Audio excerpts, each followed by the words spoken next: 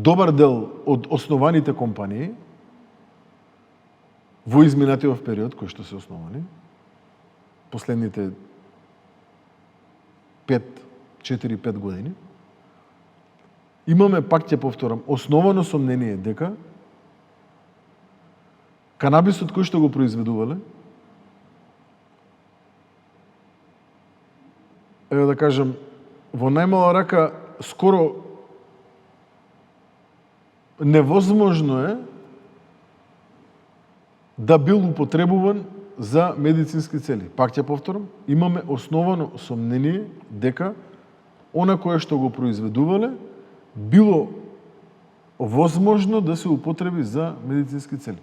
И ќе одговарали некој, имаме ли нешто конкретно за тоа од каде е запленета марихуаната и кој е собственик на фирма? Видете се, кога го смениле правилникот во 2023 година, односно донеле правилник за да разработат закон кој што правилник во најмала рака, еве да бидам најблаг, е сомнителен.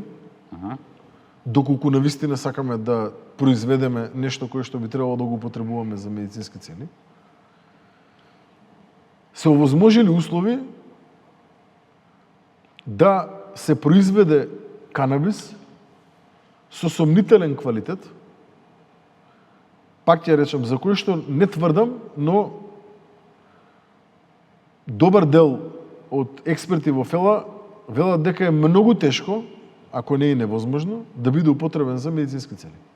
Зошто? Заради тоа што го нема потребниот квалитет, не е чуван во контролирани услови, не е одгледуван во контролирани услови под одредена температура, влажност и така натаму и така натаму.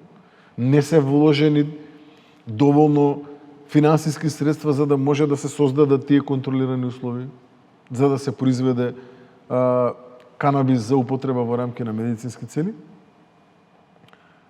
Иако е така, тогаш зашо биле произведени овие 40 тона кои што ние ги одземаме?